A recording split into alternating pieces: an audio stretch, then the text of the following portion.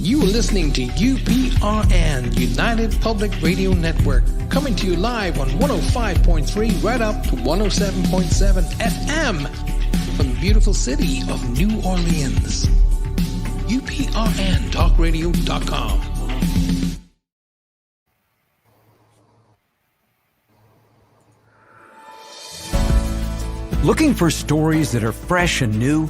Dark fantasy, humor, space exploration, time travel, cyberpunk, alternate history, and more. They're in the L. Ron Hubbard Presents Writers of the Future anthology. From 24 award-winning authors and illustrators, plus art and writing tips and bonus stories. L. Ron Hubbard Presents Writers of the Future. Buy your copy at galaxypress.com, Amazon, or wherever books are sold. All right, welcome to the Church of Mabus radio show. It's Friday night. It's 7:07 p.m. Central. Listen to United Public Radio, 107.7 FM, New Orleans. We got Wham here with us tonight, representing Hudson Valley. That's right. Yep. We got Joshua Shapiro here with us tonight. Great to have you here, Joshua. And, well, first off, I wanted to just say a few things about this Secret of Skinwalker Ranch show and Beyond Skinwalker Ranch show. Now, I've kept up with Skinwalker Ranch for quite a while with the George Knapp book and all that stuff. And I have the other book, but I haven't read it yet, Skinwalkers at the Pentagon. I'll get to it one year. But this show, I don't really watch these. I'll watch UFO documentaries. One of my favorite UFO documentaries ever is that Dan Aykroyd, where he's smoking cigars with David Sarita, and they're talking about UFOs. That's one of my favorite ones. I love that one. And there's some other good ones that I like. So I don't normally watch TV shows about UFOs, like maybe like some of the documentary stuff. But I started watching this show, and I think there's genuine phenomenon going on there. Is everything they're showing absolute 100% true? Probably not. I don't know. Maybe. But the thing that's so alarming about this show is the amount of government personnel who are on this show. It's like a John Carpenter creepy thing that they're using this show intermingled with these hearings and our government. And let me just tell you some of the people that are there. Colonel John Alexander, retired. Former governor of Utah, Herbert, I forget his first name. They brought in Tic Tac soldiers who were at those videos that the Pentagon released and had them there. Some of those dudes have their own UFO surveillance thing where it's all built into this vehicle and they track UFOs. They actually had a UFO encounter on the ranch, and one of them got sick. And he said it was the first time he had a UFO encounter since those Tic Tac encounters. But the thing that's so weird about this show is, okay, there's Beyond Skinwalker Ranch where they're going to other ranches now, the Sherman Ranch. Now I'm going blank on all of them, but there's a bunch of different ranches that they're going to that are famous paranormal ranches, and they're having similar phenomenon. And basically, there was a great one with that John Dover, that Navajo policeman that's like a special X-Files unit, and that's his job. And they had a whole episode where a woman was being haunted by skinwalkers and stuff like that. But here's the creepy thing. The two investigators there with this guy that's on the Navajo police are former CIA. And they have no problem telling you that. It's like there's so many weird, it's like a spook festival. But anyway, the next thing that's going on that's weird in Secret of Skinwalker Ranch is Travis, the astrophysicist. I feel like I'm talking about a soap opera. These are the days of our lives, but this is a lot weirder. They brought him on the show, and he's like the blonde leader dude or whatever. And pretty much he kept hidden from them that he used to be the chief scientist on the UAP government study group that the government made, and I guess he also used to work with Bigelow on the ranch on some level, but he couldn't tell everybody until the 4th season, and he came clean about it. And then the whole time during this, you have government vehicles coming in to do surveillance on the people that are doing the ranch now black helicopters that don't transpond. They actually had the Attorney General of Utah on the show to see the footage of these, vehicles that are coming in their airspace that are not supposed to. And he's like, "This is my state. I'll find out who this is." And supposedly he checked on it and they wouldn't tell him, but he figured out where it was at and all this different stuff. But let's just the last thing. The fourth season ended on them using technology. They're always doing scientific crazy stuff with technology I've never heard of, and it seems to be real legit stuff, the technology. But basically the fourth season just ended that their structures under Skinwalker Ranch. They can't go through with a drill. There's like metal structures, and they're saying there's a base there that it's either from an advanced civilization or modern from like our government or something. And basically they're admitting that there's some kind of base underneath this ranch with the governor of Utah sitting at the table, former Bigelow personnel sitting at the table. And he's the guy that coined UAP, he said, and I forget his name. But I'm just saying, no matter what you think about it, it's definitely the weirdest crap I've ever seen on one of these shows. But I think somehow people think they're going to make some big announcements on this show, like disclosure, or they're certainly doing something different, and the government seems to be involved in this show, which should be alarming to anyone. But I'm curious to what Andy thinks, because the last Beyond Skinwalker episode had Chris Bledsoe, and he put out a book that's like UFO God, something like that, but he summons UFOs. And he can do it, and like he'll go outside and do some weird thing, and these lights will appear. And he has some book on Amazon. I looked it up. It's called like UFO of God or something. That's like a bestseller in the Christian section. And they also had the CIA guys on the show, and they were freaking out because he was actually doing it. And they had a neuroscientist hook up this equipment that said that he, looking into his brain waves when he's doing it, because every time he can go out there, and balls of light will appear and do weird stuff in the sky. And they could be spirits. They could be ET in a disc. I don't know what the hell they are. It could be fake. I don't know. But I've had similar stuff happen. That's what's a lot of this phenomenon you see on the show and that I saw on that episode. I've seen similar things throughout my experiences.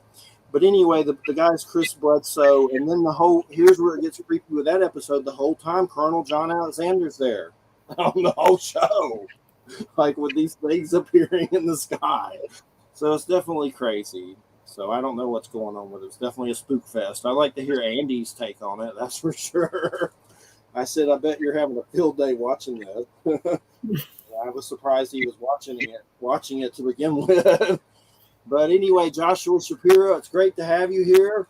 Have you watched that show any at all? Have you kept up with any of that Skinwalker Ranch stuff? I think on the, the special video channels or something like that, I saw something about it.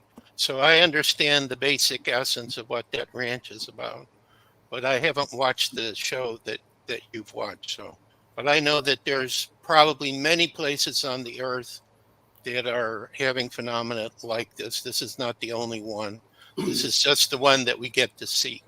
So yeah, and on that Beyond Skinwalker Ranch, they're going to other ranches that have similar phenomenon. Yeah. I've had 3 people on that said there are ranches in the Panhandle or in Florida that are having stuff going on, but the business don't want anyone to know, so they're keeping it anonymous. I've had 3 different people that are in the Bigfoot circuit and paranormal tell me that there's ranches here that same stuff. So it's weird how ranches attracted. I don't know why that is, but it seems like there's some kind of something about it, some kind of weirdness. Yeah. And what's really creepy to think about, does China have a place like this where there's a portal? That's also what they're alluding to on the show. There's a portal there, and they have pretty weird thermal evidence of crazy stuff that seems like there is something there, even a UFO going in it and disappearing. So the other countries have places like this, and they're studying it. It's like a giant, like the movie Stargate, with the Russell and all that stuff. But well, first off, Joshua, tell us, the audience, a little bit about yourself, a little bit of backgrounds. Well, first of all, Jeffrey, I want to thank you for having me back. I don't remember when we did our conversation before. It was some time ago. So it's always good to come back. Um, the reason I asked Jeffrey to let me introduce myself is I may come from a different perspective than what some of you are accustomed to on the show. I did see another video that you guys did. And my, the whole point about who I am is I'm a seeker of truth, but I'm coming completely from a spiritual base, which you could say is the paranormal or whatever. But I recognize, and I've had my own experiences, plus I don't know how you would say this, but wisdom or knowledge within yourself, which I think comes from the soul about certain things. Plus, I have two very special experiences that have happened to me. So most people know me as a crystal skull explorer. That's what you see by my name up there. Is I've been very involved with studying the crystal skulls, and I believe that they're sacred tools to help to create peace on the planet. But I've been very involved with the paranormal, and what I'm the most interested in right now is I believe that, or at least let's say I got a message from my spirit guides. That's the only way I know how to say it. It says I have what I call the voice that talks to me. And I'm sure as we're having our conversation, there will be certain times where I'm going to hear, oh, you should say this or talk about this. So I just go with that flow. But back in January, the voice which I have trusted for many years, I've been on a spiritual path since my early 20s, which takes us into the early 1980s. I'm 68 right now. It said this year of 2023, the full truth on everything is going to start to be revealed. And so that's kind of like what has been, let's say, catching my fancy, because I'm looking at a lot of things that I don't normally look at. Usually I'm involved with paranormal, UFOs, crystal skulls, but now I'm looking at alternative history, alternative description of how the earth actually may be, the world that we live upon. Uh, Also, are we in a computer simulation? I have all these free ebooks. So every time I went to go look at a new subject, I would make a free ebook.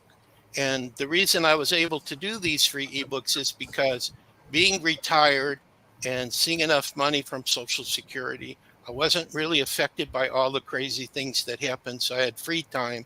I'm an Aries. I'm not going to sit around and do nothing. I want to find out the truth about different things. But the whole key about who I am is when I find out some really cool stuff, some really interesting stuff, I have to share it with people. So, like, I just finished updating another book, free ebook that I put out in 2021, but I updated it so it's now up to like July, called Ideas About What's Really Happening Behind the Scenes. And I took a chance and I put something in there which I can't tell you what it is, but I can tell you it explains everything that's ever happened in our life, that's going on in our world.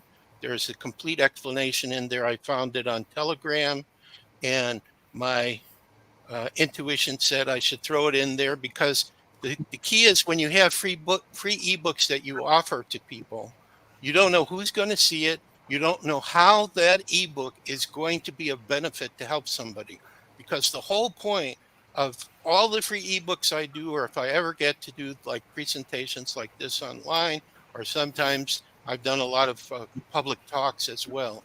My goal is, by being spontaneous and going with the flow, that perhaps there will be just one thing that every listener, every person who, for whatever reason, decides to watch this or is here live, that's something that could help them to better understand who they are and their life.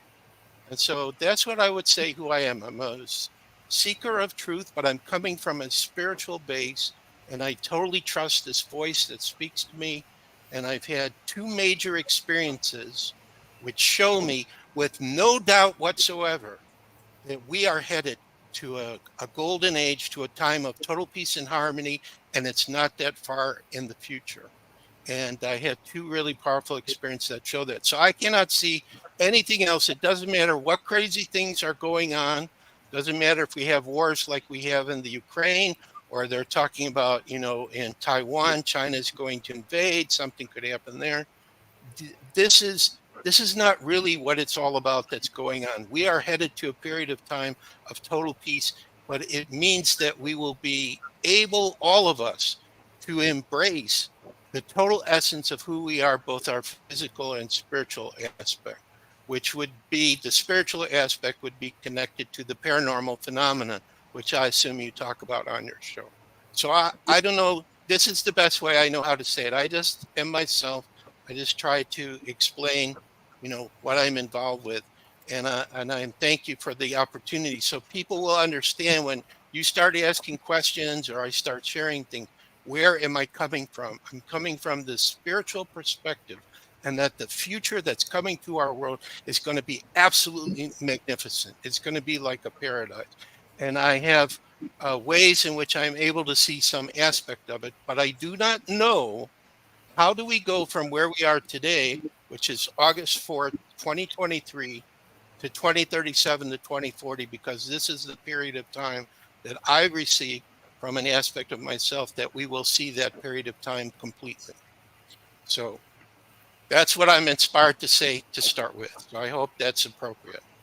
All right. And one thing I wanted to ask was, what do we know about the crystal skulls? Like, where do they come from? What are they made of? Is it from other civilizations? Is it? I mean, what do we know about some of the creation stories of them?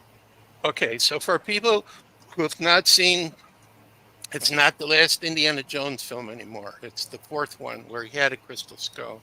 This is an example of a obsidian crystal skull.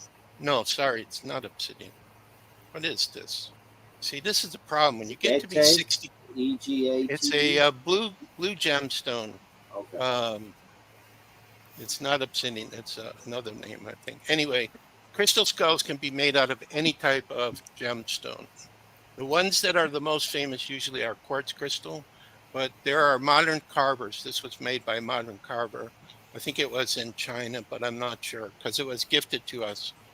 And so what the crystal skulls are about is that there were various ancient cultures, Mesoamerican cultures like Mayan, Aztec, Incas, who apparently were working with these human type of skulls. They were basically based upon, I think, very old ones, maybe even back from the time of Atlantis, if your listeners believe in them, that very human-like duplicate of a human bone skull. We have one like that came out called the Mitchell Hedges crystal skull. That's the most famous. Say Mitchell Hedges took an expedition to Belize, which at that time in 1923 was called British Honduras. And in 1924, his adopted daughter was climbing a pyramid in a Mayan city that had been damaged by an earthquake. And she felt something shining through a pyramid, and they lifted heavy stones and lowered her in. And she brought out the top part of the skull because it's two pieces. The one I showed you is a single piece skull, but there are some that are two pieces where the lower jaw, it's like our bone skull. The lower jaw is separate from the other one. So this is the most famous one. But the key to understand crystal skulls, like I'm going to show you from the back of my first book, Mystery of the Crystal Skulls Revealed, that was done with Bone and Nasserino back in 1989. There's this one, which is made out of amethyst. This is an old skull. This was not made recently. That was found connected to some kind of ruins in Mexico, is what we're told. It's made out of amethyst quartz crystal. This was actually the first one I saw, and it totally changed my life. Because when I was looking at a picture of it, I heard, and again, this is if you believe in paranormal and that there are spirits, that there are other intelligence that exist, including in crystal skulls, because I receive communications from them. Of course, I've been criticized and people have said, don't listen to Joshua, he's crazy. If skulls are talking to him, what is he talking about? But there actually is a living consciousness that has the ability to work through these different crystal skulls. And I'm not the only one that says, like the one I showed you is called the Rabbi. And so I hear he talks to me in a certain way, and then we have like 29 or 30 other personal crystal skulls. They all have different personalities. But the amethyst one was the first one I saw. And from a picture of it, as I was looking at it, first there was this earthquake. It was in San Jose, California, at a metaphysical bookstore across the street from Rosicrucian Park there. There was an earthquake that happened, and the table that the picture of the skull was sitting on was vibrating. And then as I looked at it, I started to have a vibration happening inside of me. And then I heard the picture speak to me, and it said, "We are returning to help humanity to create world peace. So Joshua, now that you know, what are you going to do about it?" So obviously that's 1983. So we're 40 years later, I'm still doing something about it. Is occasionally people ask me questions about crystal skulls. What are they? Which ones exist? Their history. What experiences have you had? How have they helped people? I mean, all of these things, it's like there's not only this consciousness, but there are special energies around the skulls which change and affect. Oops, See, sorry. the dog knows that. That's why he's barking. He can feel that energy. No, actually, I'm serious. There have been cases where people brought a crystal skull and there were animals and they were profoundly affected. Like there was, my friend told me when she brought her skull to Australia when we visited there and we were doing some public talks, she was invited to stay in a person's house. And there were two dogs who apparently, before the owner received them, they had been very badly maltreated. You know, they were very sad and emotionally affected. But as soon as the skull came, they like totally relaxed. They sat down by it and they were totally peaceful and calm with it. So there's definitely some kind of special energies that work around these crystal skulls. And so this is the reason why I recommend to people, if there's something about it that calls to them, to check it out, but to have a personal experience and maybe even possibly try to get one of their own. There's a lot of modern carvers now that are making skulls. And we also have too a special carver in India that makes these skulls that, you know, we provide for people. It's actually based on, let's see, yes, I can reach it. It's based on this little one here, which is called Geronimo Golden Eagle Eye. He has Native American energies, is what we found. A lot of people like the style of this, so we asked this Indian carver to make Geronimo Juniors. So, like, you know, we just sent one to Holland, and there's another lady who is going to be receiving one pretty soon too, in a couple of weeks from us. I have a green one. You have one? Yes, I have a green one. It's kind of like, I don't think it's jade, but it's green. I'm not sure what it is. I'd have to look it up. But yeah, I'm not an expert on the different kind of gemstones. So have you had any experience around it, or it's just something that draws something you? I can't remember any specific experiences, but I know I like to put them out just to try to, you know, get some positive energy going. That's the main reason I have them. Well, I'll give you a suggestion for that. So if you go to our website, you're going to find all kinds of pictures of different crystal skulls on there. All you have to do is see which one do you feel an affinity for. That's on the website. You print that picture out, you take your skull and leave it on top of that picture for 24 to 48 hours. Then come back to it and do a meditation or hold it, or, you know, whatever you feel to do, and see if you feel a difference. There is a certain type of device. It's called a meridian stress test system. I had access to it when I was in Chicago. A friend had it there. And also when I was living in Holland. I was living in Holland for a while.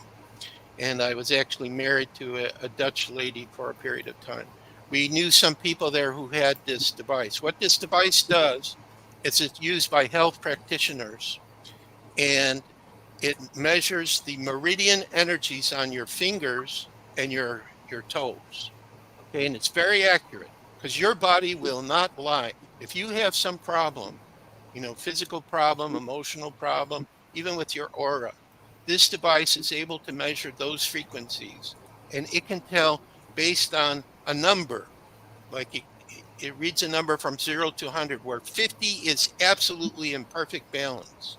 And if you're under 50, it's a certain deficiency, and if you're over 50, it's like an excess.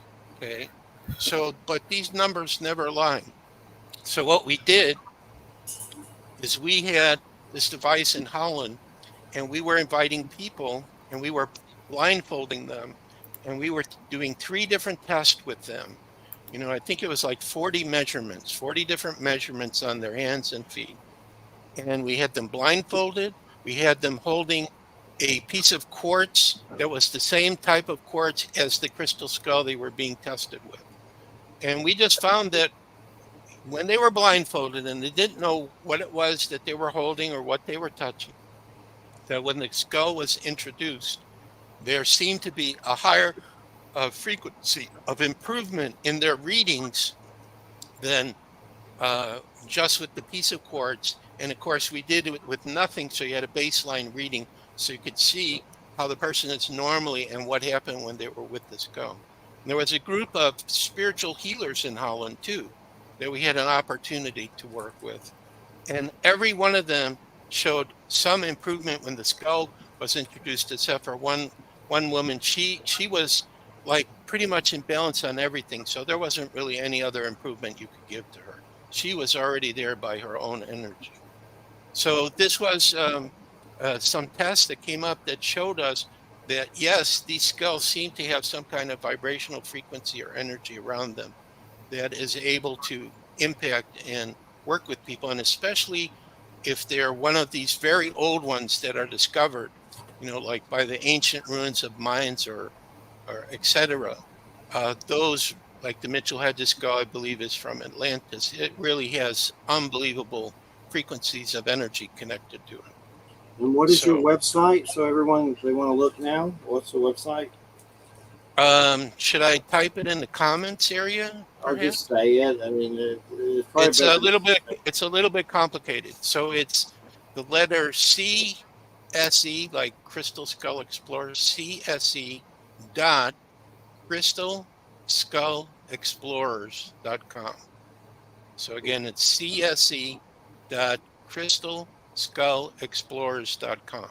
So that's our website. You have a lot of articles there, a lot of pictures. Have some books that we sell too. There are some books that we sell besides the 9 free ebooks, and we do have a free ebook on the crystal skulls, which you could find there, as well as an online newsletter also that we do. So that's our website. Okay, so thank you. Yeah. So one last comment before your next question. Why are the crystal skulls important? Somehow, in some way, this vibrational frequencies that they hold, which can also be sacred wisdom and knowledge, as well as healing energies and energies to enhance us, they're going to play a key role in bringing world peace to the world. This is what the skulls have told me when I received telepathic messages from them. And so for right now, they're basically tools helping people to awaken themselves to their divine spiritual gifts. That's what I see them doing. But we've had a lot of times where we've done world peace meditations, where we've had, I don't even know. I know there was the Crystal Skull World Day. I'm sure there were thousands of crystal skulls that we had amongst all the people who participated with us. Because I know there was one group in Canada, in Quebec, where they had over 1,000 crystal skulls in one room. So we use that to help to create world peace and to, amplify. That's what quartz crystal does in electronics. It amplifies an electrical current. So it's also amplifying the natural energies around us as well. Because we have, electromagnetic frequencies as human beings. And I believe that that's part of what the crystal skulls do. So, it's hard in 10 minutes or 15 minutes just to say what this is when you've been involved for 40 years and you've had so many experiences around it, and it just keeps going. And we keep hearing from people all the time who have their own skulls, that have their own different experiences with it. Has there been any UFO activity related to the skulls, like people having those kind of experiences or anything like that? Yes. So I'm just going by something that I remember from all these experiences. So there was a man that I met. This was really crazy. So I went to Las Vegas in, I guess it was like 1988, 1989. My sister was getting married, and I, I, I believe I gave a talk at a local center, and this Hispanic man came in and was very quiet, but then he said to me, "By the way, I have a crystal skull."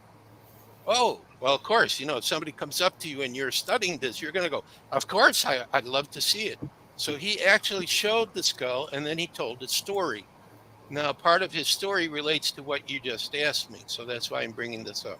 So, first of all, his crystal skull was discovered when he was a young boy. He went on a field trip. He was from Mexico. They went on a field trip to Mayan ruins, and he picked up a stone, and there were two crystal skulls underneath it by these Mayan ruins. So the teacher let him keep it, and he kept it for a long time. And then he had some serious health challenges, and he worked with his crystal skull, and he got completely healed by it. But he told me that one time, and I don't remember the exact circumstances because I've lost touch with him, that he was out, and I believe it was in Mexico, and he had the skull with him, and a UFO did show up and appear to him while he had that crystal skull. He described that.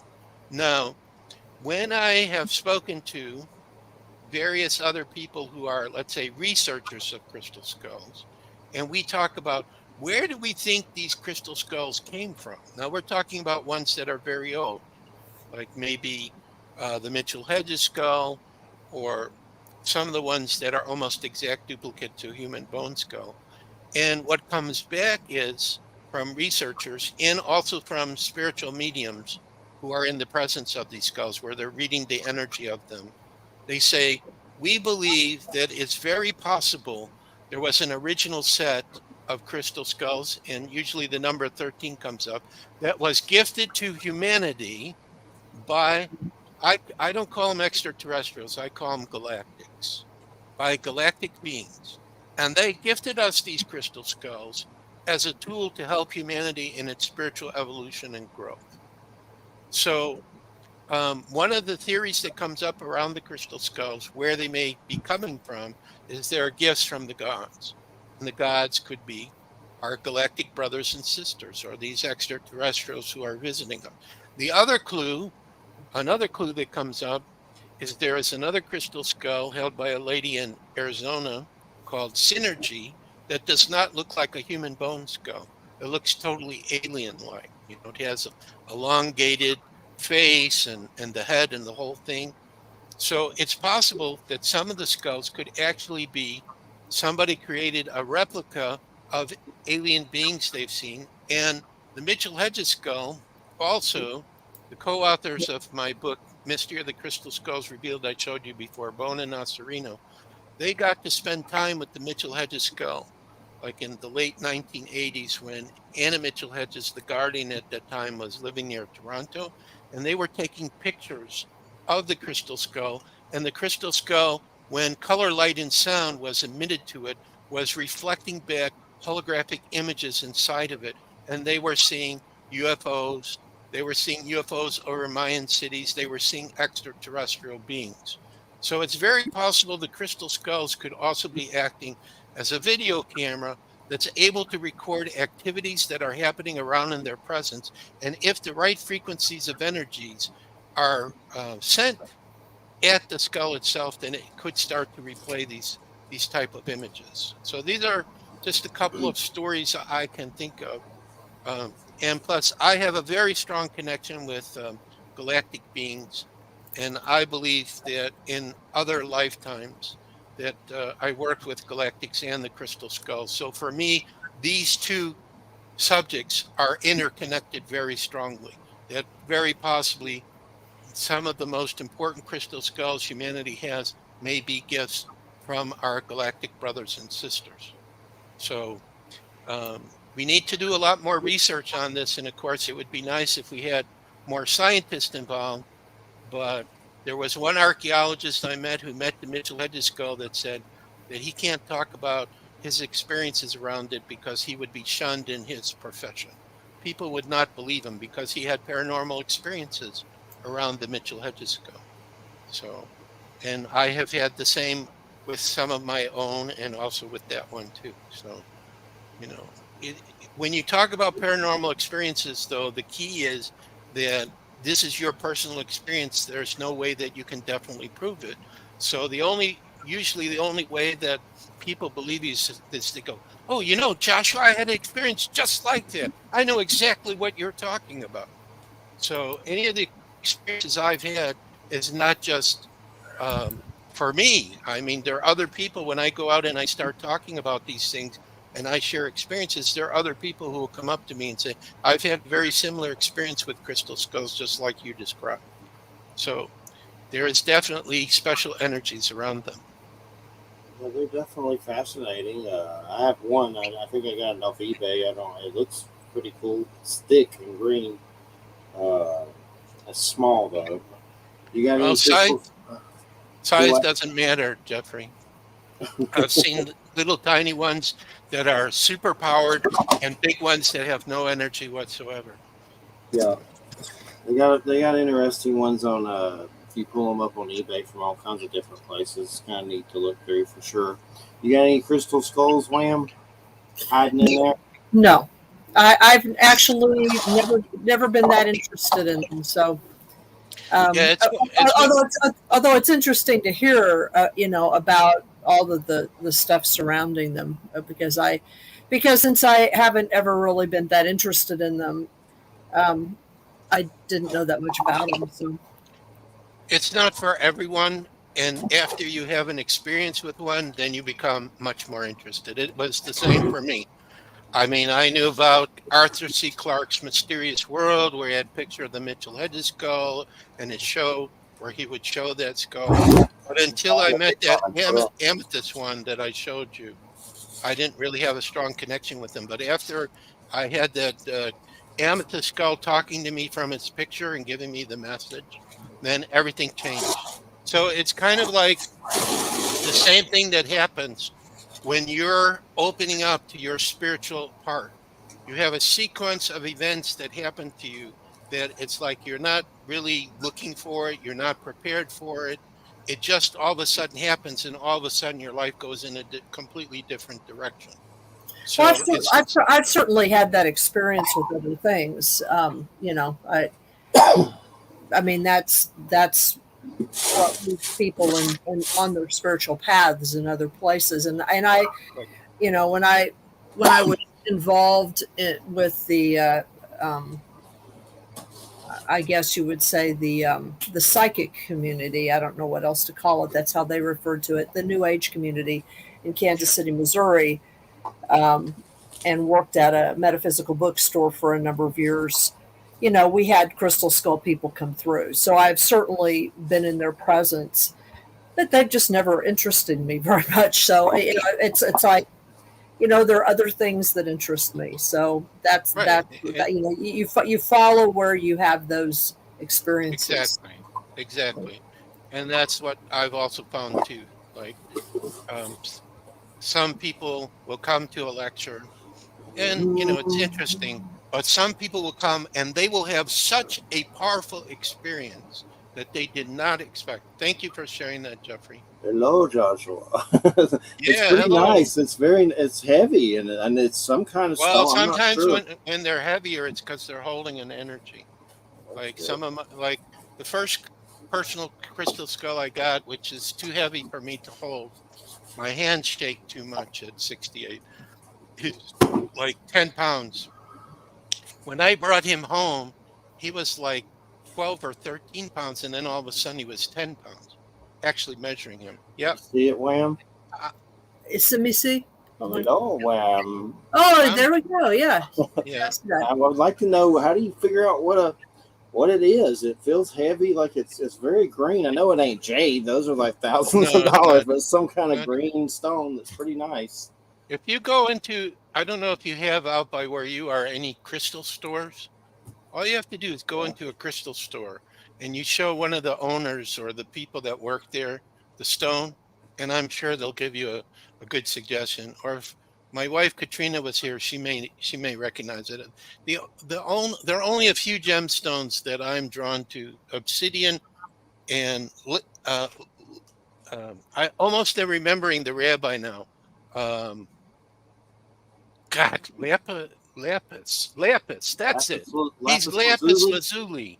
There we go. Lapis lazuli. I have some runes made out of that. Right. So lapis lazuli, I'm drawn to obsidian. I'm drawn to quartz crystals. So different kinds. So just depends. Yeah. I feel Yeah. like a voodoo doctor shaking his. Right. So Jeffrey, remember, go on our website and print out a picture that speaks to you and see if you put it on top of that picture for 1 or 2 days. If the energy of the skull changes and all of a sudden now you start having some more of a connection to it. Yeah, I wouldn't mind There are getting some people who get a crystal skull and they do not feel a connection with it right away, but 2 years later, all of a sudden they get drawn to it and they start having amazing experiences. So it's totally unpredictable.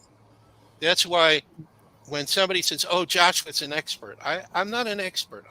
There are things I know and I share them, but I think in order for us to fully understand everything going on around crystal skulls, we need to have a lot of different people sharing their pieces, and this is the way that we'll eventually fully understand what's involved. But for me, the crystal skulls are definitely a sign of what I was talking about, that we're headed towards this positive future, because that's what I received the message when I saw that amethyst skull, which by the way has a name called to me. I felt like it was telling me we definitely are telling you and want humanity to know that you're going to see this positive future, and we're going to be involved in helping you with it in some way. So I don't know, maybe there'll be, like, I've had a vision of this where there's, different groups of people that have their own skull and they're doing a meditation in different parts of the world, say in sacred places, like on pyramids or sacred sites or whatever. We all do it. I actually have a story that I've written where this happens, where there's a group of people that come together and they do a special meditation, and the world shifts in its vibrational frequency and goes into that period of time of total peace and harmony, because of the meditation that was done with a specific set of 13 crystal skulls. So, and this is something the Mayans, I think, they kind of have like a prophecy like that, that when those specific sacred skulls come together, a major shift in the planet could happen. So perhaps this is the way that they will be assisting humanity. So in the meantime, many people who are drawn to them, they have a positive experience. Think of it as a tool. We all have different tools that we're drawn to, whether it's tarot or astrology or, crystals, working with crystals, whatever it is. It's because we're all unique individuals with unique frequencies of energy. So certain things are going to fully resonate for each of us and other things will not. And that doesn't make them right or wrong. It's just, it doesn't work for us, but it could work for somebody else. Definitely. And so I guess we want to talk. We definitely want to talk about the UFO hearing some. I'm curious what you think about that. I've seen some of it, but not all of it. I've seen a lot of the headlines. That's definitely seeing that everywhere. Every time I walk by the news on TV I don't really watch regular news, but every time I walk by, they're talking about it when someone else is watching it. So it definitely it's reached new crazy levels. From the Skinwalker Ranch shows that seem intermingled with weird government stuff, to saw some show on Roku. I didn't watch it, but it's called UFO Cowboys. It's like these cowboys that were, I guess, using technology, and now they're tracking UFOs. It seems like we hit some weird evolutionary, bizarre Twilight Zone step with all this somewhere. But I'm just kind of curious. Go ahead. Yeah, but about the hearing, I didn't get to watch the whole thing, but I would say I watched about 40 minutes of it. Okay, because I think it went on for a couple of hours. So first, let me say where I'm at as an individual on UFOs, because then it'll make sense, my comments that I'll be making. I mean, I always do that as a speaker and an author. I just try to say, here's where I'm coming from. So these are why I'm making my comments rather than just make the comment. Okay, so first of all, I'm going to admit this on your show. I know who I am from a spiritual perspective. I've had a number of experiences that have shown me that this is true. Now, whether anybody buys this or not, it explains to me why I have a strong connection to the galactics, why I know I have spirit guides who watch after me that are galactics. So George Hunt Williamson was an early UFO contactee in the 1950s. He wrote some remarkable books. Other Tongues, Other Flesh is the book I'm going to refer to because it speaks about this group of galactics who chose to incarnate on the earth to help the earth to go towards this time of peace. They're called galactic wanderers. The galactic wanderers, as described by George Williamson, is cosmic chimney sweeps who go from planet to help to uplift those people into the light. So what I find is when I do my intuitive consultations with people, a lot of people I speak to are what I call star people. I see it in their eyes. Their eyes are sparkling, and I can feel from their vibrational frequency and also through their eyes that their soul is from another world. And you were just talking about one of the authors, and again, I can't remember his name. I know him very well, but he wrote a book about star people. He and his wife did, and I can't remember their name. But you mentioned it before, I believe, at the beginning when you were talking about, I think it was Bigfoot or something. Anyway, a lot of people have, I believe, are souls who have volunteered, which would be the cosmic wonders also, to be here to help the earth, who have a galactic origin or a galactic soul. So I'm saying this because I want people to understand where I'm coming from. Okay, so I know for myself with absolute certainty, and also it doesn't make any logical sense whatsoever from creator's point of view, that only one planet in the entire reality that exists everywhere has intelligent life. That's impossible. It is not possible that this could be true. Okay. So now the question then becomes, if there is other life, okay, then how come the governments of the world up until recently, which is what you've been talking about with this show, and I think the same thing happened in this hearing, have tried everything possible to convince everyone there are no extraterrestrials. We have not been visited. Nothing is going on. There must be something around these beings they don't want people to know about, which I would say has to do with they would lose their ability to govern this planet, essentially. In other words, if the truth comes out that we're being visited, that these galactics love us, they're our cosmic brothers and sisters on a spiritual level, they want to help us, they want to help humanity to go back to its natural way of evolution, that means the people who are in charge, they'll lose everything. So they've done everything possible to try to convince everyone that they don't exist. However, at this hearing, they did everything possible the reverse. They wanted people to know through the three whistleblowers that came forward that the U.S. government has craft saucers. They have alien bodies. They have seen these craft in the sky. And let us then look at the three individuals that were brought in to talk about it, because there's a certain aspect that I observed about them.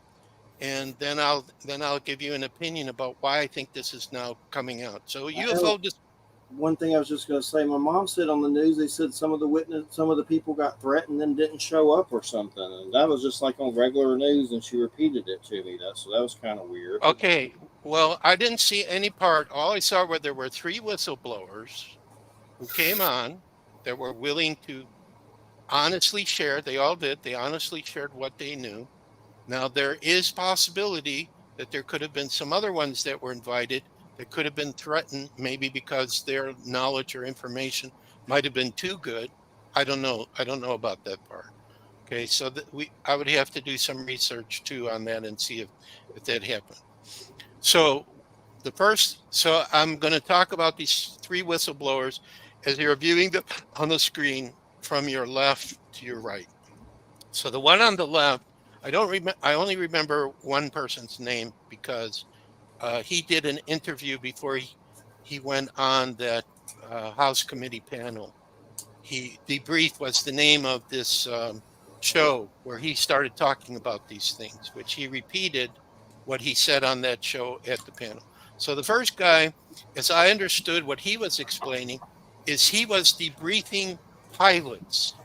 Okay, he had pilots coming into him who were seeing objects flying in the sky that were not using any kind of technology like we use for our planes. In other words, it was anti-gravity, there was no rockets or any kind of propulsion system that you could see.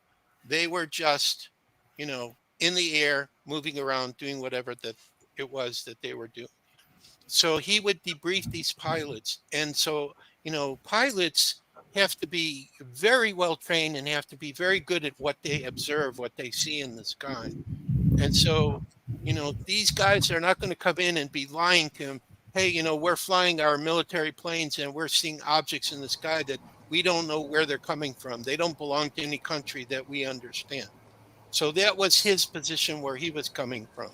And he said, absolutely, this is going on. This is not fantasy.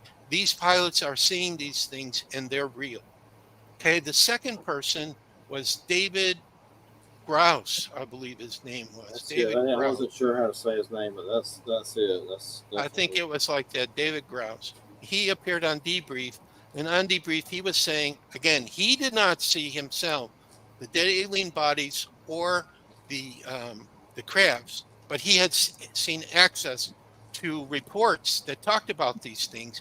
And in the department that he worked with, there were other people who were involved in, doing research on UFOs and everything. And so when he talked with them, and he knew them extremely well, it's like brothers, like Jeffrey, you and I, we're brothers. If we share something, we trust each other. We know we're not going to lie to each other. We're just going to say, here's our experiences. So he had that relationship with these people that he's working with where he knows them very well. And they're saying, I was involved in black projects with UFOs. I saw dead alien bodies and the whole thing. So what he did is he submitted some kind of form that's a request to Congress, which may have helped this meeting to actually happen, saying the U.S. government is hiding this. There should be an investigation done into it. And so then all of a sudden, I think this took place about 2 weeks after his interview. They had this meeting, with the Congress people. The last guy was, I don't know if he was I think he was the Navy. I think he was in the Navy. And he was on board a ship. And he saw what they call the Tic Tac. The Tic Tac is defined as an object that's flying, anti-gravity, no propulsion, but it looks like a gasoline can or something like this. This is how he described it.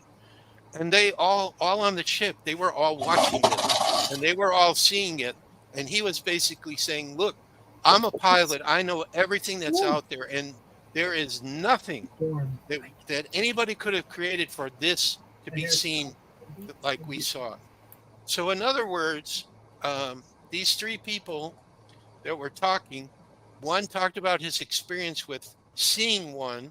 The other two were talking about people that they had talked to.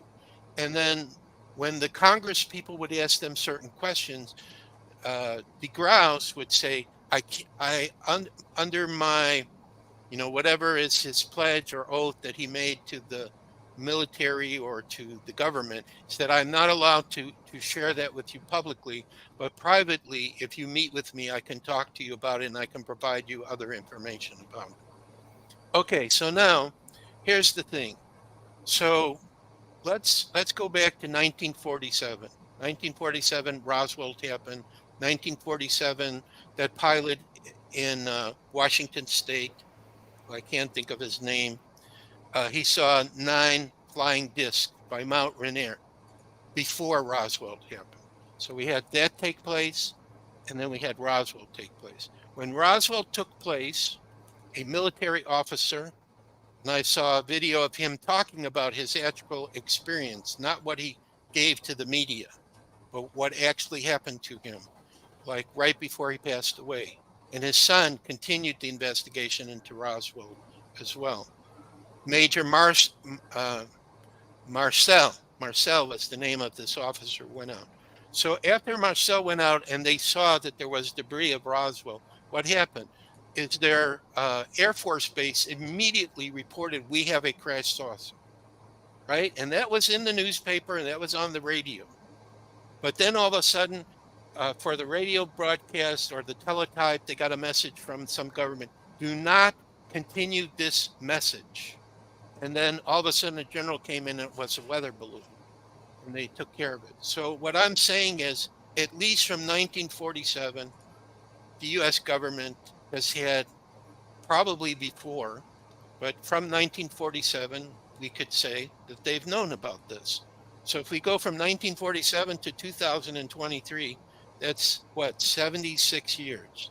So for 76 years, if you had really good evidence about an extraterrestrial craft or beings or whatever, they would try to shut you down. Okay, they would say you're crazy. They would belittle you. They would try to discredit you or whatever. Now all of a sudden they don't want to do that anymore. So why is that? Now on Telegram, now I can't verify this. I am not working with these crazy people who do all these crazy things that are happening in our world right now.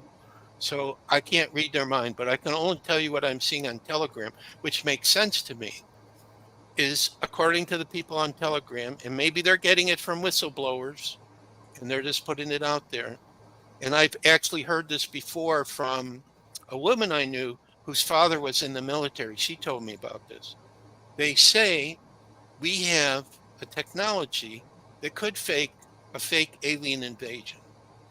And maybe this is the reason why all of a sudden they're starting to talk about this, to get people aware that it really does exist, but they want it to be something that comes from fear, okay? Where all of my experiences connected with the telepathic contact and communication that I've had with galactic beings, it's been positive because they're very spiritually orientated and because I know that they want to help humanity to take us to this advanced place. And God, I hid my book here. Who's the lady? Carrie Cassidy. I'm sure everybody knows Carrie Cassidy. Carrie Cassidy interviews these whistleblowers. And she was speaking with Gene Decode, who's someone I've actually interviewed 4 times. We have a center. I don't know if you can read what's underneath my name. There's the Center for the Advancement of Humanity. So sometimes I do interviews like you're doing, Jeffrey. And Gene Decode is a person, and he likes me. I don't know why, but anytime I ask him to do an interview, he usually will agree when he has some free time. So he was speaking with Carrie Cassidy on this one show, and Carrie Cassidy said a very profound comment, which I think is true, which I think is connected to this statement that I just made that I'm seeing on Telegram, which I can't, there's no way I can verify it. I can tell you we have technology that we can make 3D objects in the sky look very real. I've actually seen some video on Telegram where they had like dolphins that were flying in the sky over the people. And also I think in China for New Year's or some special thing, they had a tower. They did amazing 3D images around it. So I believe that we have this technology. So Carrie Cassidy made this comment, which gives a clue, I think. She's talked about with her whistleblowers that we have people helping different groups of humanity, those who are interested in helping to bring total peace and bring us to a spiritual world, and those who are working with, I don't know what you want to call them, the elite or whatever, who have their own agenda for what it is that they're trying to create with all this stuff, and may actually be working for a group of negative, so-called negative ETs. So Carrie Cassidy said the positive ones are allowed to come here and help us because the negative ones have interfered in our natural spiritual evolution of humanity. And from a very high level, this is no longer going to be allowed. So we have two sides now that are working at sharing information about UFOs. We have one who wants you to know it but come from fear, and we have another one who are working with the positive ones, who I think, at least this is what I received telepathically. Again, I can't prove it. And, we're here to express our opinions. I think the very positive, loving, spiritual ones have told the leaders of the government, look, it's totally ridiculous that you're ignoring us and telling people we don't exist when we are very real and very well. So if you don't come clean and tell people the truth, we're just going to come out and show ourselves. And there's nothing that you're going to be able to do about it. So I think we're coming to a very important point in human history around this idea that there are other intelligent beings who exist in other parts of the universe, but they also have been visiting our world, and that we're going to have contact with them. And I believe that the children of the future, they will not be afraid of these galactic beings. They will accept that they will be walking with us here on the earth. That is the vision, one of the visions I have from one of those spiritual experiences I talked about our world. So I think that this is the double-edged sword about what's going on with UFOs, why both sides of this so-called undeclared war that's going on right now between the forces of good and evil, they both are playing the UFO card now. It's gonna come out. We're gonna have more and more proof and evidence of it. They're going to tell people who are working on the secret project, it's okay for you to come clean. Now, also in June, Stephen Greer had his UFO Disclosure 2.0 in Washington, D.C., and he had whistleblowers there. He had one guy that talked about what's going on in Antarctica, which was really fascinating. And they were coming out and talking and telling the truth about these black projects. And Stephen Greer said in his talk, there are over 100 underground bases that are involved in black projects that are working on things to do with technologies and information about UFOs. And this comes from the people who have come and talked to him. So all this information is coming out. This is the message I received in January. The truth on everything is starting to come out. It can no longer be hidden anymore. So that's a lot of information and insight, but that's my opinion. Well, the main reason Wham's going through storms, so she's got it muted in case the thunder and stuff's really loud, but she may have to drop out if the weather keeps getting bad. But my experience is pretty much that's why I'm here, because I've had experiences. And that's pretty much the thing that I try to keep grounded in the reality of. It's just when you see the government involved so much, it's hard to trust them. We've had Augie Nostal, and he firmly believes that they're trying to do, the fake alien invasion route.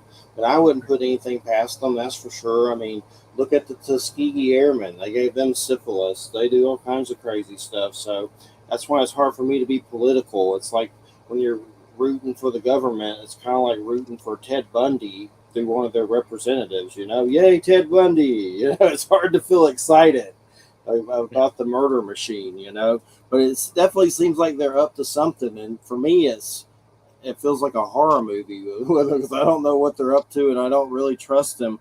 But I have had experiences, so I know this phenomenon exists. And I even had some kind of craft come out that was silent with a big cockpit, and the guy waved mockingly and it shot away.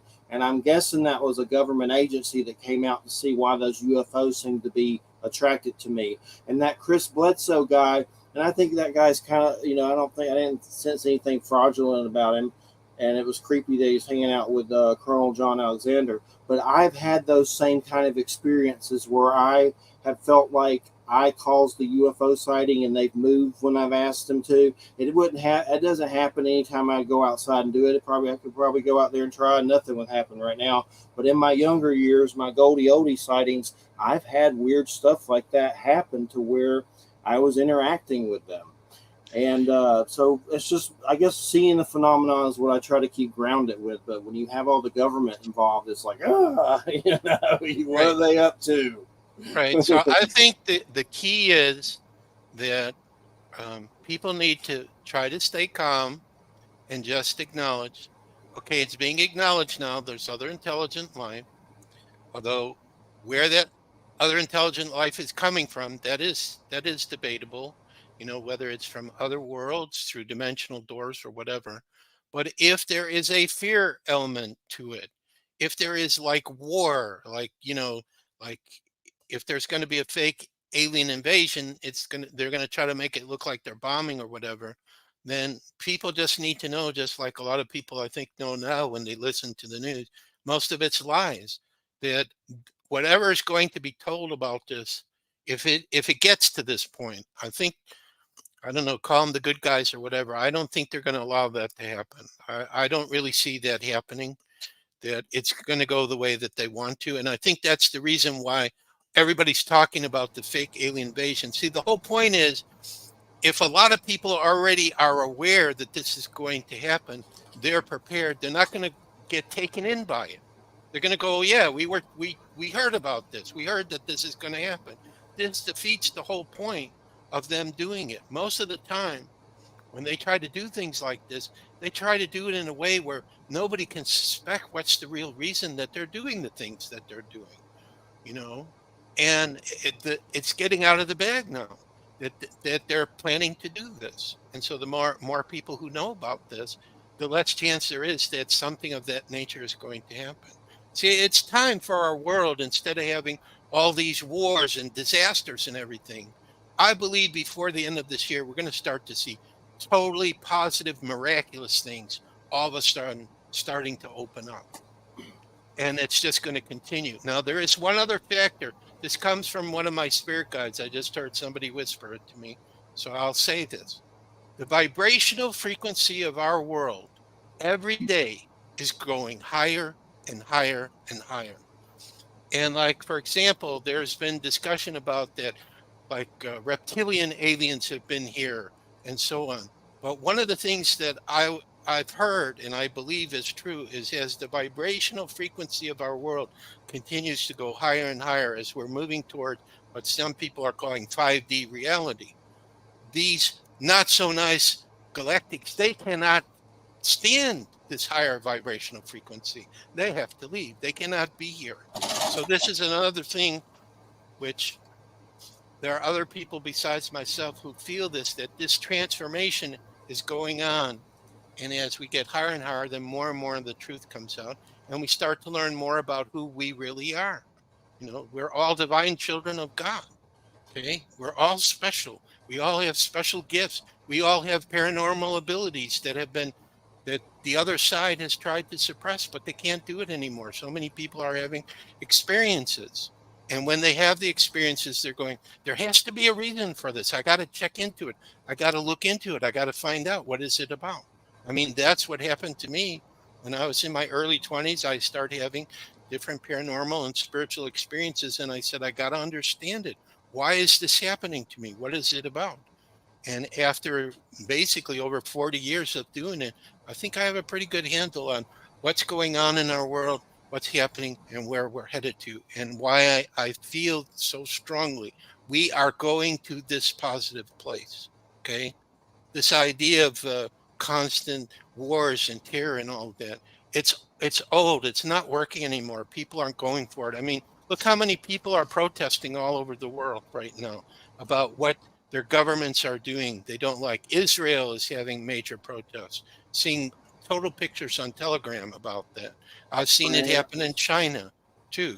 France, they also had a lot of protests not too long ago. Holland, the farmers are not accepting the crazy rules that their government is throwing at them to diminish their farms. Okay, so it's like people are not tolerating it. Now, you've probably heard of David Wilcox, right?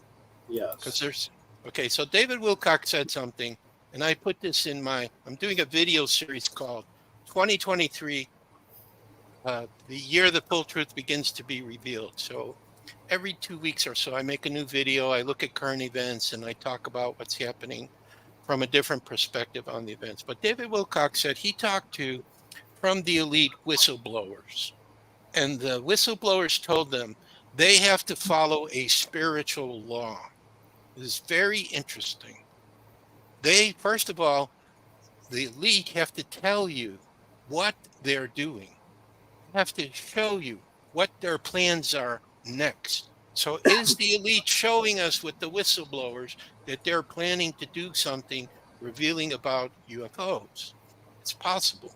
But what David Wilcock said from the whistleblowers, if they show us these things they're planning to do and we don't do anything to stop them or we don't do anything about it, they're allowed to go ahead. But if people say no, I don't give my power away. I don't accept this. I'm not going to tolerate it. They could lose everything. And that's another thing that I believe is going on right now. People are waking up and they're going, I'm not going to accept these crazy things the government or the media is telling me. It doesn't make any sense. It doesn't feel right to me. Morally, it doesn't feel right to me. I'm not going to accept it. I'm going to do my own research into it. I'm going to look into it more. So I think this is also part, like what he was talking about in that video that I saw him say this. I believe that this is also going on as well. That as the truth is coming out, people are saying, this doesn't feel right to me and I'm not going to follow it. So we have to pay attention and see kind of what's going on. Like this isn't, I don't know, I'm going to say this, I don't see it as political. I see it as an action that's going to be taken for an injustice that happened. So we all know Trump got he got arrested again, okay? Yes. And about January 6th. Okay? And there's still people from January 6th that are in jail. So it's not about political, Republicans, Democrats.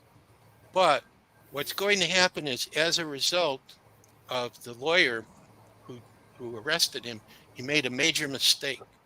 He is going to bring Trump into trial where he's going to be able to finally show the truth of what happened in that election that he was involved in 2020.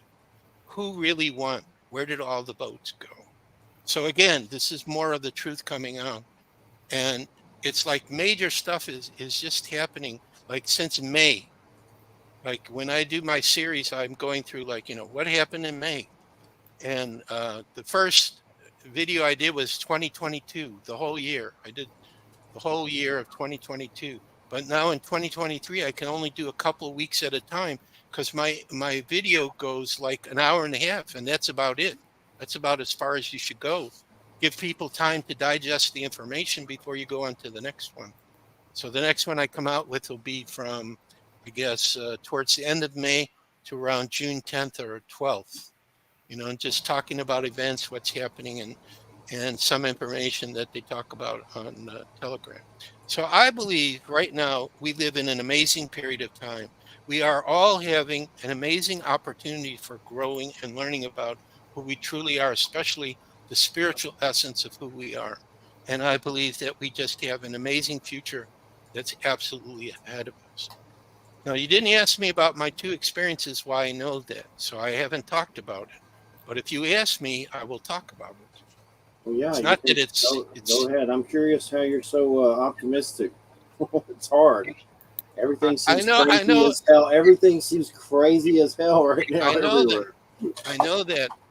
Well, one thing I think why I'm optimistic is I believe the crystal skulls, especially the Mitchell Hedges one. This isn't one of the two experiences, but it was a special one.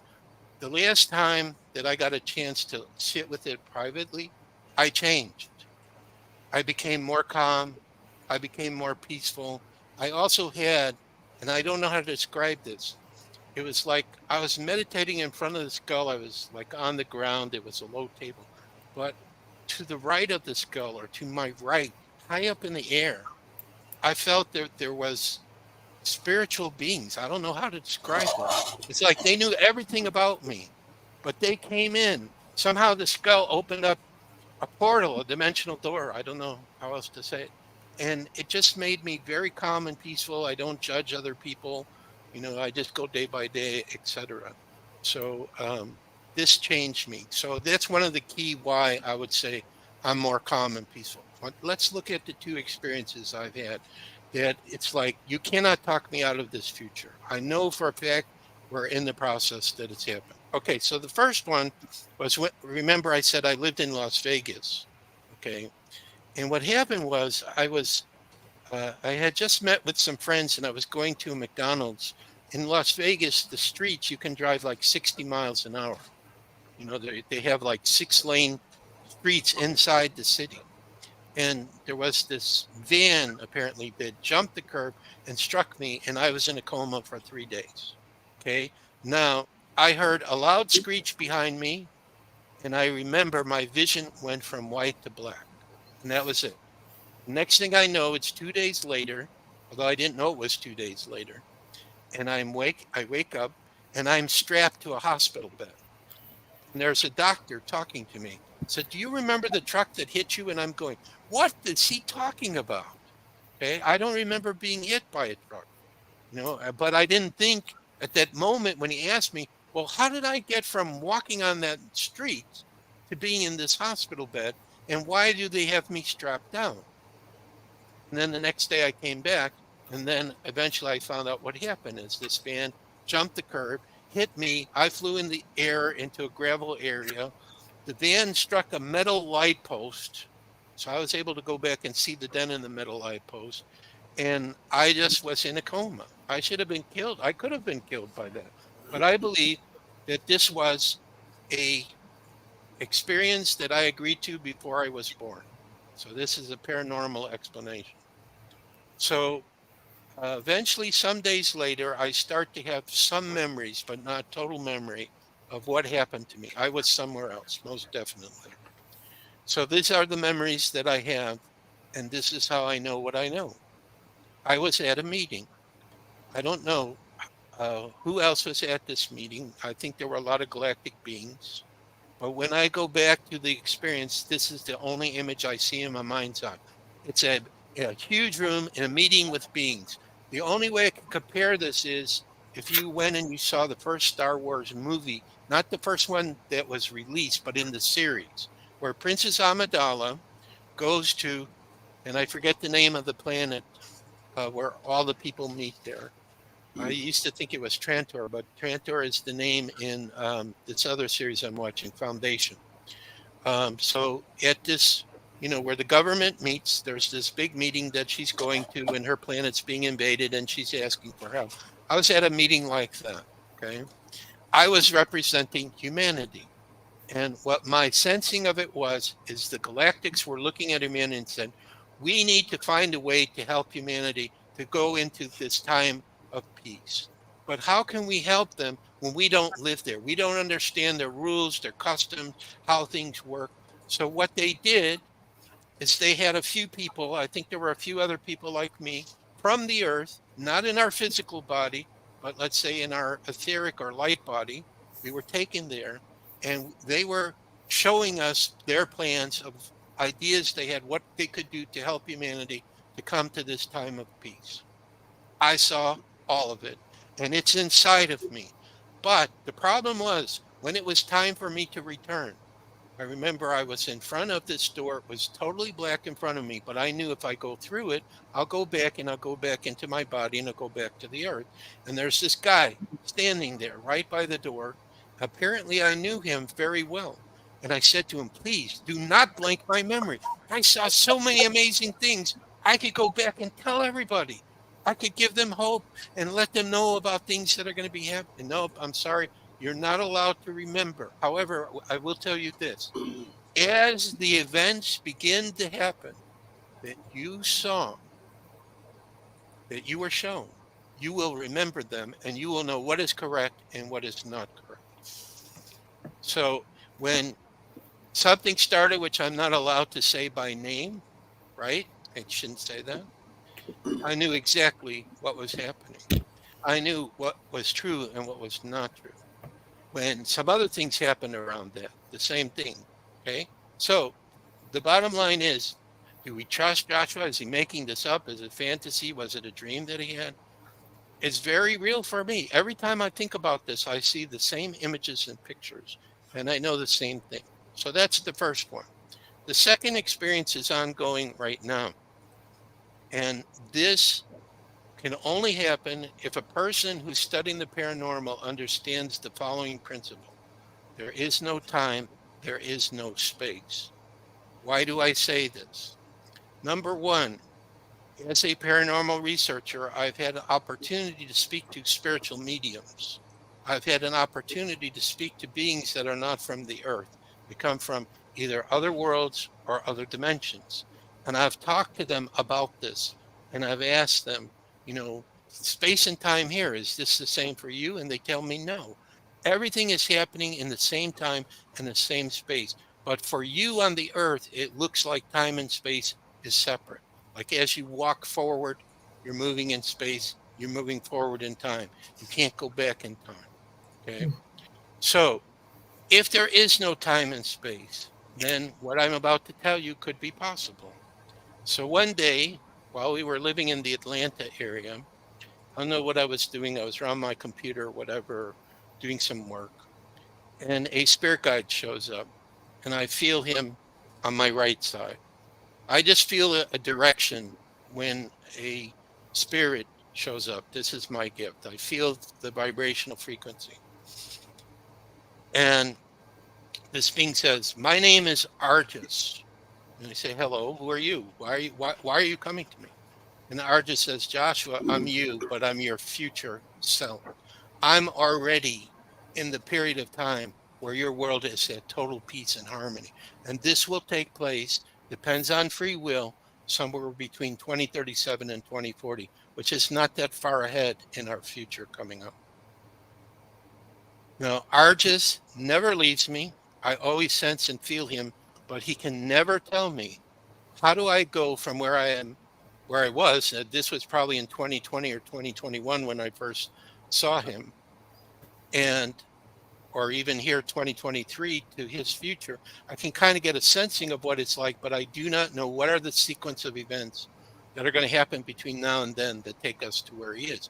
But he absolutely said as me. As a matter of fact, I forgot this. Argus, when I was in Brazil is one of those places where my spiritual gifts amp up tremendously. I was sitting at the computer I brought with me to Brazil, and I was writing this story. And Argus literally wrote through me. And he was writing about the future. And he was talking about that all the adults are parents to all the children. The galactics are walking amongst us. There's total peace and harmony. We have total freedom to explore anything that we want. So he actually wrote through me what it was like in this future time that I'm telling you about. So all I can do is these two experiences. In one of the free ebooks that I have, I mentioned there's 9 of them. So one is the Crystal Skull free ebook. There's a book called Messages from Argus, where I talk about in much more detail these two experiences that I've shown you.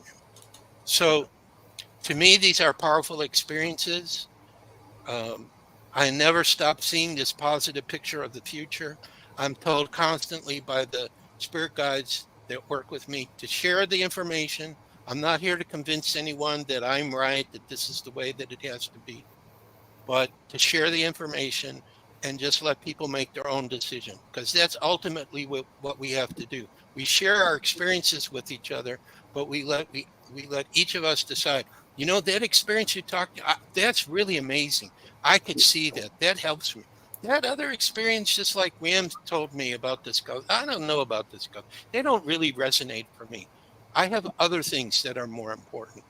This is the most important, I think, experience that we have with each other right now, is we each have profound and magical experiences that teach us things about life and living here. And that's what we should be sharing with each other. And other people will get some value from it. So I'm kind of like Tucker Carlson. I've been watching him. He's doing his own newscasts on X. It's not Twitter anymore. Now it's called X. So I don't know if he's changed it. It used to be Tucker on Twitter. I don't know if it's Tucker on X now or whatever. He's done 13. Weird. Yeah, he's done 13. Like I have an Xbox, but yeah. But Tucker says this. He says, look, I'm just myself, and I'm just sharing what makes sense to me, what I'm finding that I think would be valuable. And that's the way I am. I just share these things. I know not everyone's going to believe me. I know not everyone's going to agree with me. I know some people will think I'm crazy, but this is the life that works for me. I take it day by day. I have new adventures all the time, new things that come up, new people I meet, new opportunities. So that's just the way that I see it. So When it thank you. comes, yeah, it's great to have you here, and we appreciate you filling in. We had to get a guest on the quick, and you helped us. We really appreciate that. And one thing I wanted to ask you: is there a shamanic factor to these crystal skulls, or are there like tribes and keepers who keep them and things like that with them, and some things like in different tribes and things like a keeper? That's what kind of what you are. I mean, that is what you are pretty much. But is there? It seems like there's a shamanic component to it, right?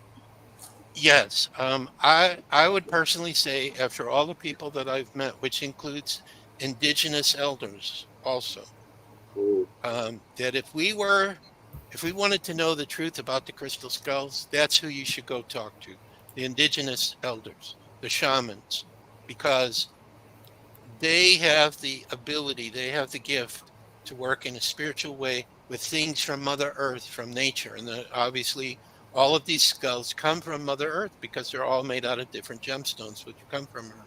So not all of them, but some of them will do sacred ceremony, will do ritual with them. Um, and healing, we already talked about healing comes up with them. So yes, most definitely there is a shamanic thing.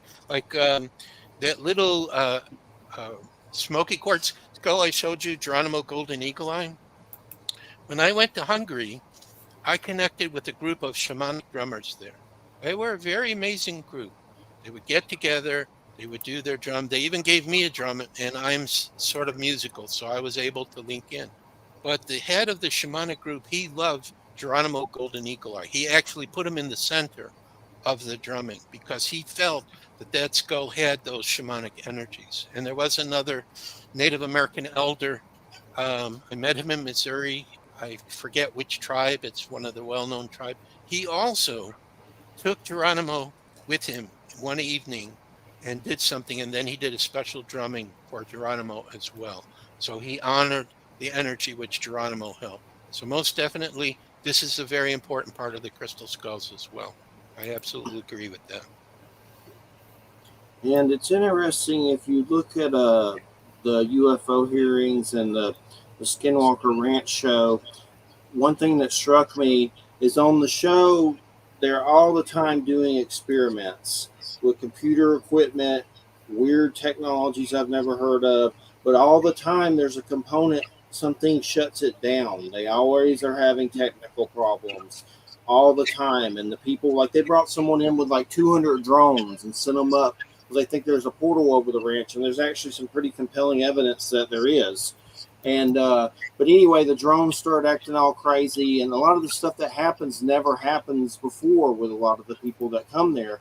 But during those UFO hearings, they said that those UAPs can shut down stuff and radar. So it seems like there might be a faction of beings here that control us or do whatever they want here. And if we get close to them, they mess with us. And people get sick on the ranch. Natives. Some native came there that when he was there, he saw a dog man there, like a humanoid wolf, and he was like a regular, working native dude that had no reason. I don't think he would make it up.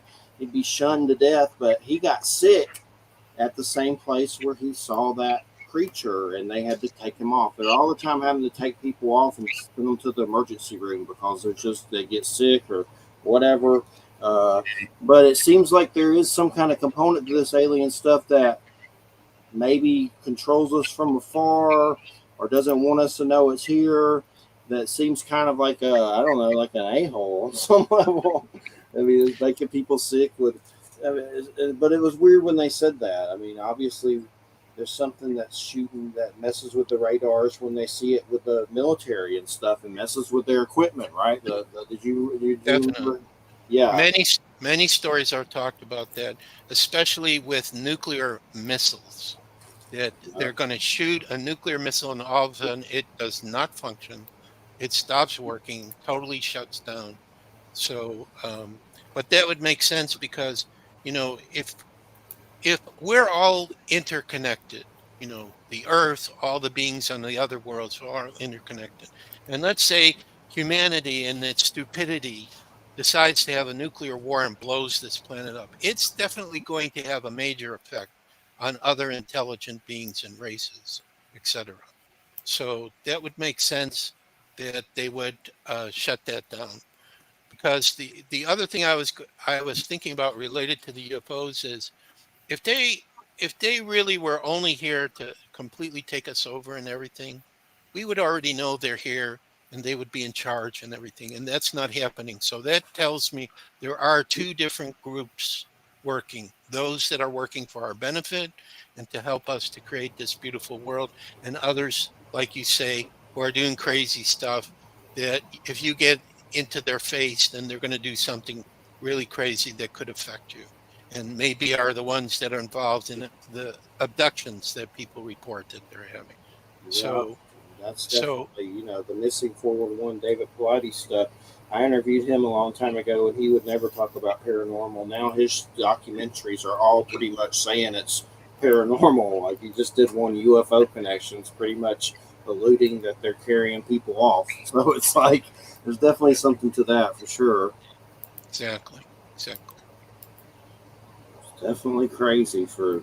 I mean, So could I briefly mention what the ebooks are about? Would that be appropriate? yeah, sure, go ahead. Okay, so we have, of course, our Crystal Skull ebook, which talks about all the different types of crystal skulls, some of our personal experiences as resources, talks about the skulls that we help people to obtain, etc. The next book that I did was whether we live in a computer simulation. There was a period of time where my wife was visiting her family and I was alone. I had nothing to do. So I go on YouTube and I start running into these videos where scientists were talking about that we might actually live in a computer simulation. So I put information about that and links to the videos for people to watch. The major idea I would share on this is I think the physicist's name is Green. I actually tried to speak to him directly, and his secretary totally shot me down. I couldn't get anywhere close to speaking to him, especially since I have a paranormal background. They didn't want anything to do with that. But this physicist said in a conference, which I watched the video, that he's found the error correction code that's used in different computer systems, the binary systems that we have. He found it embedded in our physical material reality, the exact same code. He was able to find this embedded in our reality. So this is part of the reason why he felt there was a very good chance we could be from a computer simulation. Also, I had another friend also connected to UFOs. He's probably a UFO contactee. He went to Peru, where they have this door, Maru, a gigantic stone door by Lake Titicaca. A shaman taught him a tone to say in front of the door. He went through the door, according to his claim, went on the other side, met scientists, saw this big construction held by large metal beams. It was told, you see what you see in front of you there? That's the universe you came from. We created that. And we didn't put any life into it. And life just showed up magically by itself. So that's just another story I heard that might give some credence to this. So we have a book on Are We in a Computer Simulation? Messages from Argus, which I've talked about, is another one. I have a book where I talk about Tartaria. Tartaria would be a possibility of a very advanced civilization that existed, which actually President Putin has said publicly. Like there's some public talks that he does that I've seen on Telegram that get translated into English.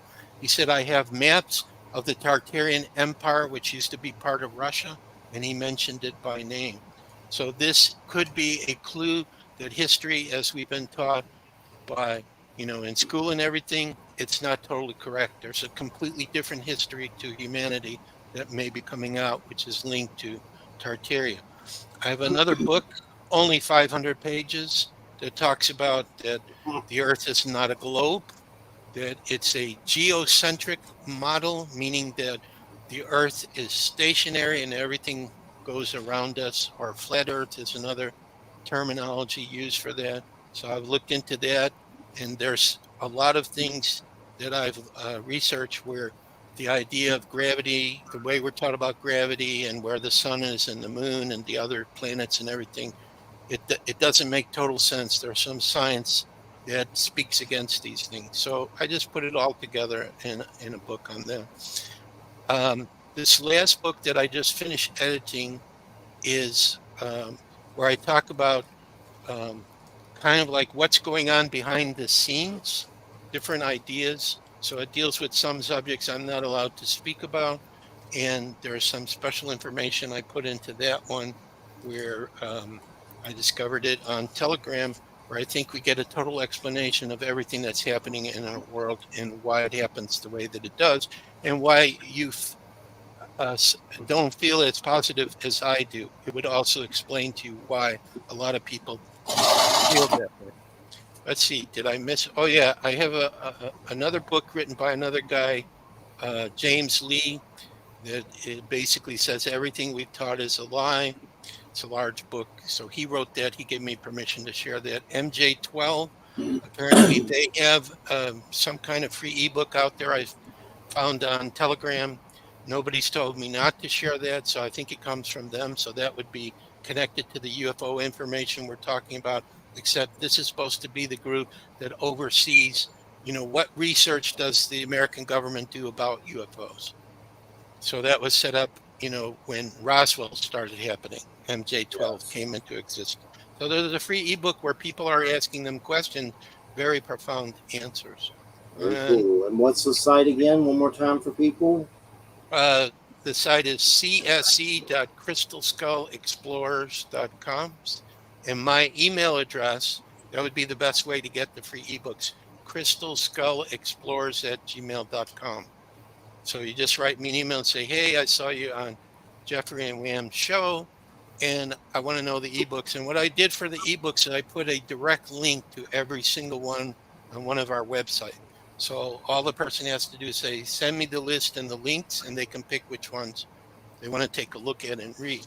And my motivation for doing the ebooks is because I believe, like I've said at the beginning, we're in a time where we all need to know this kind of information. The more information and knowledge we have about how things works and what's going on, the better we are to prepare for what's coming up to us in the future, so we know what is true and what is not, what not to give away our power to. So that to me is the key. We got about 7 minutes, then I got to play the little jingles, but I got a question. What's up with Florida and guys with skull fetishes? You remember Lloyd Pye? He lived up here in the Panhandle at some point. I know he's passed away, but did you know him at all? The guy with the skeleton, the skull, the bone skull, wasn't it an actual skeleton? I know of who you're speaking of, but I never had a chance to speak to him or talk to him. He was up here in Panama City, I think. He lived up here. He passed away, but I interviewed him a long time ago. I think along the times that I interviewed you, but I didn't know him that well. But he didn't live far from me, which was kind of weird. I don't know if there's necessarily a skull fetish in Florida. I think what it is there's a lot of spiritual people here. Florida draws a lot of spiritual people to it. Just, even though I haven't been here that long, about 4 months, the people I know here that I've talked to, they all tell me that a lot of spiritual people come. So it's just a tool, like I said, for a lot of spiritual people that they work with. And, so there are other people who have crystal skulls here.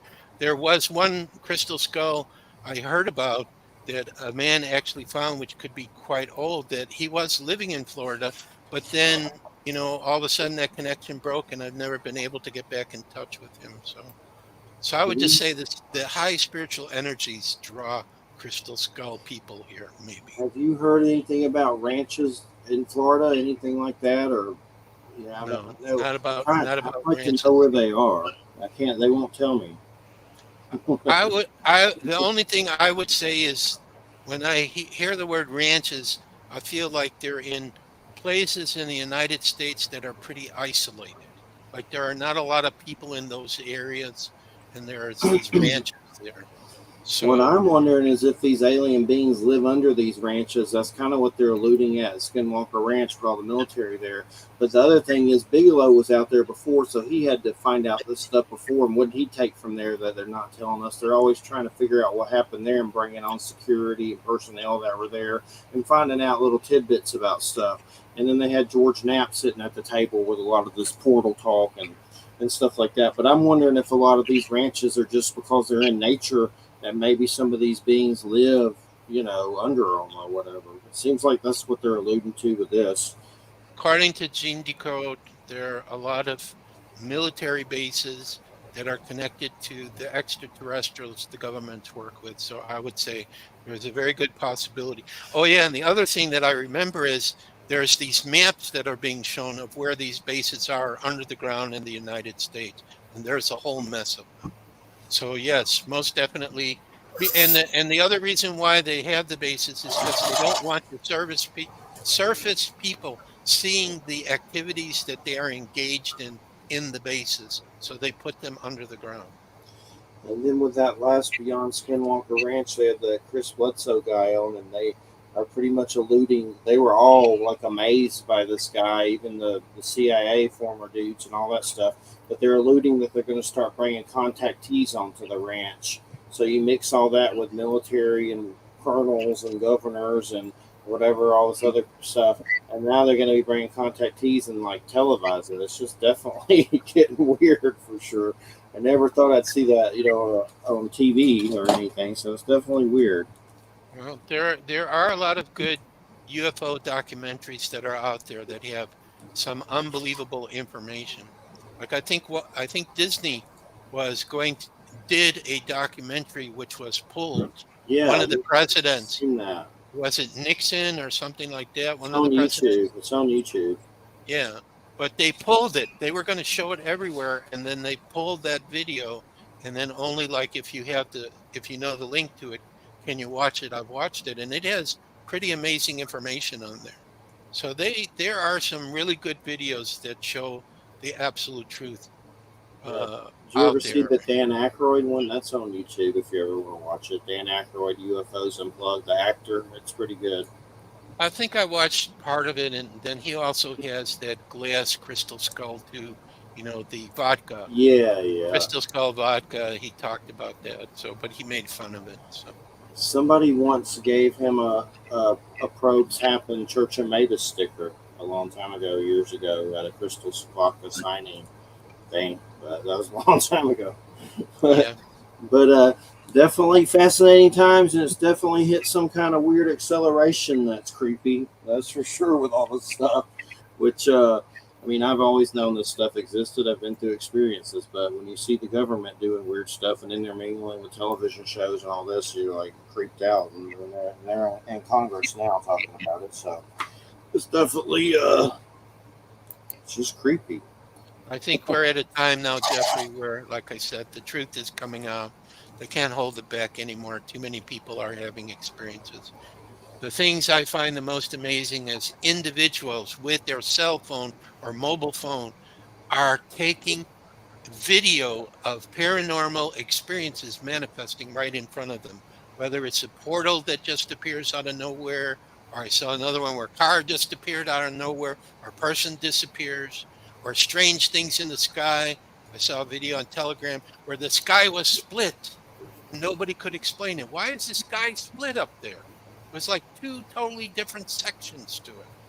So a lot of weird paranormal experiences are starting to happen in our world right now, and it cannot be suppressed anymore. It's just, we just have these mobile movie cameras everywhere now. So how can you stop it? I mean, Yeah. Cancer culture is not enough to stop it. Then you'll have alternative video channels like Rumble, which is what we use for our center's videos, and Telegram. Well, it has good information and bad, but they're not really banning information like what's happened on X or Facebook. I just learned how to word my post on Facebook so they don't stop what I'm sharing. So Yeah, for sure. All right. Well, Joshua, we appreciate it so much. Give out your site one more time for everybody, and then we'll close out. Okay, so the website for the Crystal Skull, cse.crystalskullexplorers.com. Email crystalskullexplorers@gmail.com. So either one. Or if you We just look up Crystal Skulls and Joshua Shapiro, you're going to find me. Okay, because we I've been out we there long yeah. enough. We appreciate it so much. Thanks so much for filling in for us, and thanks for a good show. You helped carry it. I've had the longest week of my life, so I'm glad that we made it to the end, and now I can eat a hamburger and rest. It's been a Well, long Yeah, week. I'm glad your week is at an end, Jeffrey. I know it's been tough. It's been crazy. We had a dog pass away. We had a crazy RV repairman that seemed like Cable Guy meets Jeffrey Dahmer. So I'm going to have to get the authorities. It's just been a long week. Then the dog fight. I got a big swollen wrist from trying to break them apart and not use my fist, which I didn't do. I was trying to come down like that. Now it's like, it's better, but it was scaring me for a minute there. It was crazy. But, and then the storm luckily didn't do anything here. Yours quit, Wham? Yeah, well, I was watching it on the radar, and it just skirted us to the south. So we got a little bit of rain and a little wind, but it wasn't bad. I couldn't tell though at first, you know what I mean? You have to kind of wait to see how they move. And Joshua, I've been eyeballing that foundation on Apple. I got free 6 months of that free through PlayStation, and I know that's on there. I may have to check that out. Foundation. it is the most unbelievable series I've seen in a long time. I just watched the last one, season 2, part 4 today. It's a really great story. We need good sci-fi, so that's good to know. That's good to know. Yeah, it's a great series. Yeah. Oh, go ahead. No, I was just going to say it's the best thing that I've seen for sci-fi in any movie or any series for a long time. William, did you ever hear about some Star Trek Continues.com website with like some episodes that got canceled because the dude was sexually harassing or something? If you go to Star Trek Continues.com, it has them on there for free. It looks pretty interesting. I don't know if you. I don't know. I hadn't heard of that, so I'll check it out. Someone told me about it, and I was like, "This is weird," but go to that site and don't forget it. It's weird. What Star Trek Continues.com. Okay, hold on. I'm not sure what the hell it is, but they said it was a show they did, but for some reason it got canceled. I see the Q guy and I see a bunch of people, but the guy that plays Kirk did some kind of. It was a web series. Okay. It says it's fan-made film series. Yeah, these are fan-made films. Yeah. Okay. Yeah, there's quite a few series made by fans of Star Trek. I saw some. I'll check that out, actually. I'll check that out. Somebody told me some weird story about sexual harassment and the Kirk dude in this. I don't know if it's true or where the hell I heard that, but I know I didn't make that up. But I'll have to research that on Google or something to verify that. I'll definitely check that out because, I mean, with Strange New Worlds and the new truck that they've been putting on Paramount Plus. It's been so controversial among fans. I actually like all the series pretty well. I mean, I don't like every single thing about every one of them, but that's always been the way Trek has been. You like some Strange episodes, New Worlds. you don't like others. I think Strange New Worlds is really good. I really like it. It's very good. I'm getting used to the new Kirk. I'm starting. I saw him interviewed by the person who was on Star Trek Next Generation that. Young kid. Now he's no longer a young kid. I saw him interview him. He's a really nice guy. Oh yeah, and I mean, there were things about Picard I liked and didn't like, but there were really some good ideas in it. And same with Discovery. So it's like I'm not a purist, but I'm very interested in fan fiction. So I will definitely check that out. I was surprised that Anson Mount dude was the guy from Hell on Wheels. Like, you don't even look like that dude at all. But that was a good show. I love that show. But I better close out. I appreciate it, Joshua. I appreciate it, Wham. And I got to play these jingle jangles, and I got to get a hamburger. So get a hamburger. Everybody have a good weekend, and thanks so much. Thank you. Bye. Thank you, Joshua. Goodbye. Take care. Good night. Good night. You are listening to UPRN, United Public Radio Network, coming to you live on 105.3 right up to 107.7 FM from the beautiful city of New Orleans. UPRNTalkRadio.com. Looking for stories that are fresh and new? Dark fantasy, humor, space exploration, time travel, cyberpunk, alternate history, and more. They're in the L. Ron Hubbard Presents Writers of the Future anthology from 24 award-winning authors and illustrators, plus art and writing tips and bonus stories. L. Ron Hubbard Presents Writers of the Future. Buy your copy at galaxypress.com, Amazon, or wherever books are sold.